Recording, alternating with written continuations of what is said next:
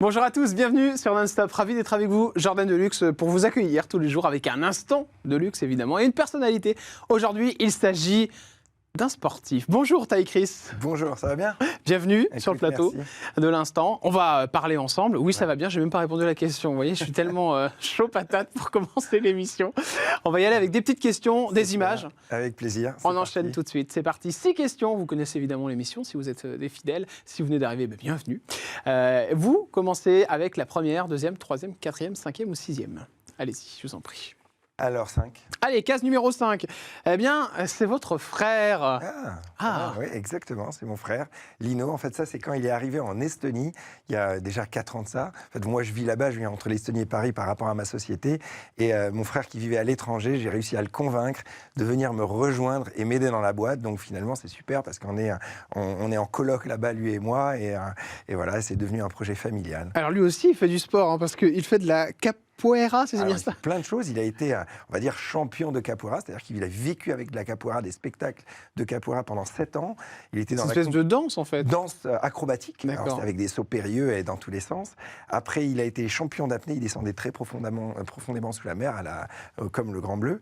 Et après, il a été champion de poker. D'accord, voilà, oui, ça c'est... Des choses complètement différentes. Oui. Et là, maintenant, voilà, il travaille avec moi. En tout cas, il aime bien le changement. Oui, c'est clair. On a eu tous les deux une éducation inhabituelle avec nos parents, puisqu'on n'a jamais été scolarisés. Mes parents nous ont laissé toujours suivre nos passions depuis qu'on était jeunes. Et ils l'ont jamais regretté, ça? Non, pas du tout, parce qu'on a eu une ouverture d'esprit. Et ce qui est important dans la vie, c'est de faire les choses avec passion. Et donc, on a fait toujours les choses à fond, avec du travail. C'est pas parce qu'on n'a pas été à l'école qu'on n'a pas appris à travailler et être dans la performance. C'est juste qu'on a fait ce qu'on voulait, comme on voulait. Voilà. Il en pense quoi de son frère, Taïg? Ah ça, je sais pas, il faut lui demander, mais ce qui est bien... Il a dû vous le dire, quand on va en parler après des choses incroyables que vous avez faites dans votre vie, mais le saut à la Tour Eiffel, on en parlera tout à l'heure. Mais ça, par exemple, c'est un truc qui a dû pour lui être très très fort, non? Bien sûr, qui est très très fort, mais mon frère, c'est également un compétiteur dans son domaine, et il a été aussi très loin dans son domaine. Alors ça a été moins médiatisé, parce que moi, avec les métiers à la Tour Eiffel, ça l'a été, mais d'une façon, bien sûr, qu'il est fier. Surtout mes parents, on va dire, eux sont fiers, parce que d'avoir pris le risque de ne jamais scolariser les enfants. Moi, je me rappelle toute ma jeunesse, les amis de mes parents disaient mais vous êtes fous, vos fils vont être balayeurs de rue. Voilà, c'était la grande phrase que j'entendais toute ma jeunesse. Donc ça, ils sont fiers de ça. Mais ce qui est surtout bien aujourd'hui, c'est que mon frère et moi, on s'est retrouvés, on va dire, et on travaille ensemble. Ça, c'est ça qui est top. Nouvelle case pour Taï Chris qui est avec nous sur l'instant. Allez, case numéro 1, 2, 3, 4 ou 6. 3. Allez, la case numéro 3, eh bien, c'est la case de la Tour Eiffel, évidemment. Alors, pourquoi Taï Chris, elle est là, cette case? Un exploit hallucinant, c'était en 2010. Vous l'avez descendu avec des rollers. Sauté plutôt du premier étage dans une rampe géante. C'est fou parce que c'est vrai que la Tour Eiffel se retrouve maintenant en quelque sorte, c'est plutôt mon nom qui se retrouve collé à la Tour Eiffel. Ça fait déjà 10 ans et les gens s'en souviennent. Et à chaque fois que je passe dessus, déjà j'ai grandi à l'âge de 5 ans, je faisais du roller au pied de la Tour Eiffel. Et j'ai fait toute cette carrière de champion à faire des compétitions aux États-Unis pour au final, en quelque sorte, finir cette carrière en sautant du premier étage de la Tour Eiffel devant 100 000 personnes. Ça, c'était un moment, je crois que c'est difficile d'avoir un moment plus fort dans sa vie, et en tout cas dans ma vie, ça va être plus Mais à fort. ce moment-là, quand vous sautez de la Tour Eiffel, personne ne l'a encore jamais fait, là, vos parents, ils ont quelle réaction? Ils ont peur de vous perdre, je suppose, non? Parce que là, c'est fatal, j'imagine. C'est 12 mètres, c'est ça à peu près? Alors, la chute libre était 12 mètres, mais le départ était 40 mètres. Et c'est-à-dire que quand j'ai dit à mes parents que ça allait vraiment se faire, ma mère était prise de panique. Elle m'a dit, mais tu peux pas. Elle pensait que son fils allait mourir. Et quand j'étais en haut à 40 mètres, il fallait que je saute. Évidemment, ma mère était en pleurs en bas. Surtout qu'on ne peut pas arrêter. Non, on peut pas arrêter. C'est comme un saut à l'élastique, mais il n'y a plus d'élastique. Sauf qu'il y a des caméras et puis beaucoup de gens qui vous regardent. Non, c'était à la fois traumatisant au niveau peur, parce que les gens voient d'en bas ce que ça fait 40 mètres, mais je vous assure que quand vous êtes sur cette nacelle qui tangue avec le vent comme un mât de bateau, on regarde en bas, mais on n'est pas fiers, quoi. C'est diabolique pour le cerveau, mais c'était extraordinaire. Allez, un autre numéro, Taïg, pour continuer cette émission. Je vous laisse choisir. Le 2.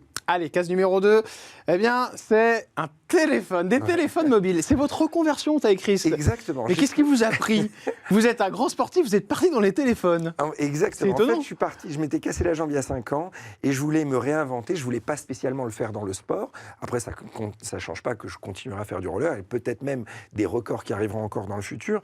Mais je voulais changer de métier et me lancer un nouveau défi.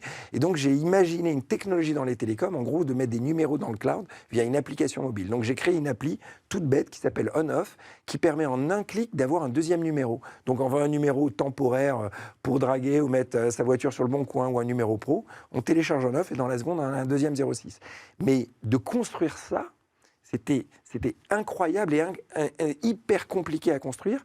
Et le truc, c'est que ce qui était génial dernièrement, j'ai eu la chance d'être reçu à l'Élysée parce que je fais partie maintenant de France Digital, je suis un des représentants de la technologie en France. Donc, j'ai réussi en 5 ans, en partant d'en bas, à galérer petit à petit. Vous en avez parlé avec le président de la République, du coup? Ah, mais même plus que ça. J'ai un selfie, je vais vous le montrer. J'ai un super selfie avec plus que ça. C'est-à-dire que j'ai été élu maintenant pour un mandat de 2 ans parmi les 10 représentants de la technologie en France et en Europe. Ah, génial. Donc ça, c'est génial. J'ai eu la chance dans ma boîte de lever 20 millions d'euros.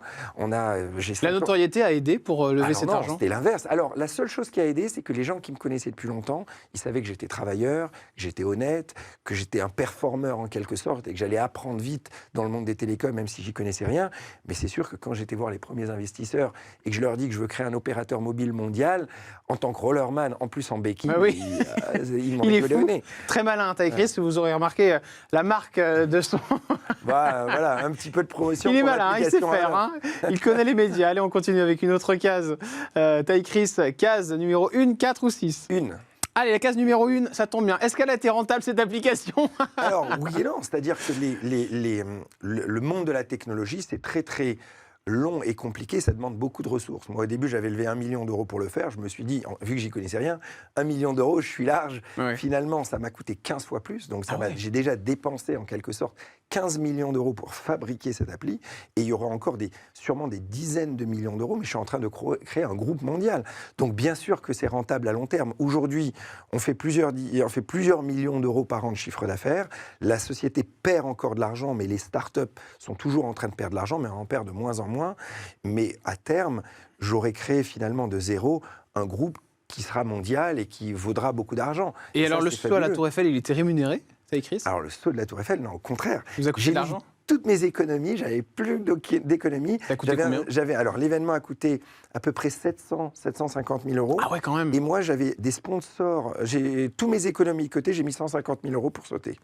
D'accord. Voilà. Mais dans une vie, vous voyez... Voilà, on le fait qu'une fois, c'est clair. On le fait qu'une fois. Je me suis dit, qu'est-ce que je fais? Je vais avoir ces 150 000 euros à la banque et regretter toute ma vie de ne pas avoir sauté de la Tour Eiffel ou perdre cet argent de bon cœur et aller au bout d'un rêve. Vous voyez, un rêve n'a pas de prix. On enchaîne avec une nouvelle case. C'est joli, ça, un rêve n'a pas de prix. Il en a des fois, hein. Ça dépend où est placé le rêve. 4 et 6. 4, allez, la case 4, Pékin Express et Koh-Lanta, 2 émissions que vous avez faites. Ouais, et Pékin que j'ai gagné. Vous avez gagné. Pour l'UNICEF. Alors, c'était génial. Koh-Lanta, vous n'avez pas gagné, c'était pratiquement fait, mais ça ne s'est pas fait. Non, je veux dire... De toute façon, ces émissions sont extrêmement dures. C'est extrêmement dur de gagner. Déjà, j'ai eu une chance énorme sur Pékin Express de pouvoir le faire. Globalement, les 2 expériences sont très différentes. Il y avait même la 3e avec Danse avec les stars. Ces expériences-là, d'une façon globale, sont hyper enrichissantes. J'ai préféré à vivre Pékin Express plutôt que Koh-Lanta. D'accord. Parce que Koh-Lanta...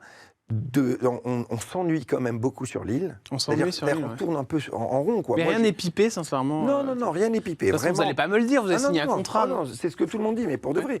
Moi, j'avais perdu 8 kilos en 13 jours. On mange pas, on dort. Voilà, on n'a même pas de brosse à dents, on n'a même pas de papier toilette, pour vous donner un exemple. Donc, il n'y a pas moyen de... Non. D'avoir... Ah non, vraiment, non, c'est extrêmement strict là-dessus, et heureusement, et ça se voit à l'image, le fait que ce soit aussi strict. Par contre, sur Pékin Express, ce qui était mieux pour moi, c'est que j'étais dans l'action. Tous les jours, je rencontrais des gens nouveaux, j'avançais, et même avec 1 euro par jour en Inde, moi j'avais fait en Inde, franchement, on arrive à manger.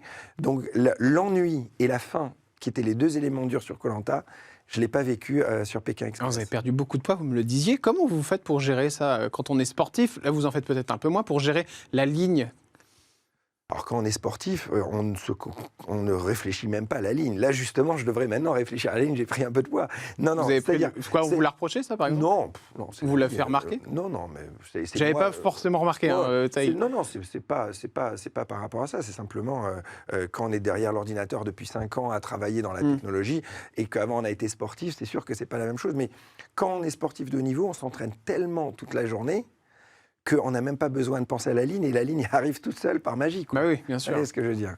Allez, dernière case, c'est une émission que vous avez faite à la Taille Crise. Évidemment, vous en avez parlé tout à l'heure, c'est Danse avec les stars. Exactement. Vous le referiez, alors, ou pas? Je ne serais pas pour le refaire parce que j'aime dans la vie tourner des pages et pas refaire deux fois finalement la même expérience. Mais Danse avec les stars, c'était extraordinaire. C'est-à-dire que c'était très dur et c'était une galère. Je n'avais pas imaginé la galère au début. C'est-à-dire je me suis inscrit comme ça, j'ai commencé à faire les entraînements dans les heures d'entraînement qu'on nous avait prévues, mais pas tant que ça. Et au premier prime, je me suis pris une claque. J'étais dernier du classement, j'étais le plus mauvais. Et c'est là que j'ai réalisé que j'allais être en direct à danser devant 6 millions de personnes. En gros, me ridiculiser devant 6 millions de personnes. Et donc, à partir de là, dès le deuxième prime, j'ai fait 11 heures par jour de danse, dimanche inclus, et grâce à ça j'ai progressé et j'ai pu arriver jusqu'en finale et j'ai eu la chance d'être avec Denitsa qui est extraordinaire, qui est une battante. Alors, là il y a une nouvelle saison, je ne sais pas si vous en avez suivi un petit bout ou pas. Je suis, j'y vais souvent, j'adore. Vous êtes vous allez carrément dans le public, regardez. Pas dans le public, mais dans les coulisses. Vous avez un accès privilégié. Après qu'on a participé, oui. Vous êtes pour qui? Avec qui vous êtes après, évidemment... Allez, sans langue de bois, Taïg. Non, moi, je suis plus du côté des danseurs que des candidats. Ah oui, c'est vrai. Et évidemment, du côté de Denitsa. Ouais. C'est-à-dire que quand on danse pendant, je sais pas, 3 mois et demi, tous les jours avec quelqu'un, on a une affinité avec cette personne, on la connaît bien, etc. Et j'aime beaucoup son caractère, elle est battante, donc c'est vraiment elle que je soutiens au maximum. Merci beaucoup, Taïg Crise, d'avoir participé à cet instant de luxe. On se retrouve, nous, dès demain avec un nouveau moment. J'espère qu'il sera sympathique comme celui qu'on vient de passer avec Taïg. Et avez-vous un nouveau projet, d'ailleurs? Avez-vous envie de faire un nouveau défi? On vous a connu pour la Tour Eiffel. En roller, en fait, j'ai des idées en tête, mais bon, c'est long à construire. Mais c'est vrai que ce qui est dommage, c'est que les gens n'ont pas pu être à ma place en haut de cette nacelle. C'est-à-dire que tous les copains ils me disent « mais c'est incroyable que tu aies sauté de la Tour Eiffel, mais moi j'ai envie qu'ils soient à 40 mètres de haut et qu'ils aient cette sensation d'oser de se lancer. Je devrais faire un défi aux différents copains, peut-être même à Cyril Hanouna. Il serait content, je suis sûr qu'il accepterait de le faire. On se met un airbag géant en bas, je sais pas, de la tour TF1. Ah, de la tour TF1, mais il va adorer ça. Et on saute et on tombe dans l'airbag, il n'y a pas de risque, mais au moins, voilà, quelques copains, s'ils ont le courage, en tout cas, de se mettre dans ma situation. Attention, vous lancez un défi. Vous savez, c'est une émission qui, des fois, est reprise par Cyril. Donc, vous lui lancez un défi, alors. Franchement, s'il a le courage, s'il a envie de se mettre dans la situation où j'étais pour juste comprendre et oser de se lancer dans le vide, il n'y aura pas de risque, parce qu'on tombe sur un airbag. Mais pourquoi pas? Franchement, s'il a envie de le faire, moi, je le fais avec lui. Bon, écoutez, le pari est lancé, et un chroniqueur ou une chroniqueuse qui pourrait être pas mal aussi. Évidemment, mais quand je dis Cyril... vous mettez tout... Il y en a un qui va dire non ou une. On va voir qui aura, vulgairement, les couilles ou pas les couilles, voilà. Merci, Taïg Crise. Bon, ça va encore pas passer inaperçu, tout ça. On se retrouve demain. Bonne journée à tous sur Non-Stop. Salut, Taïg.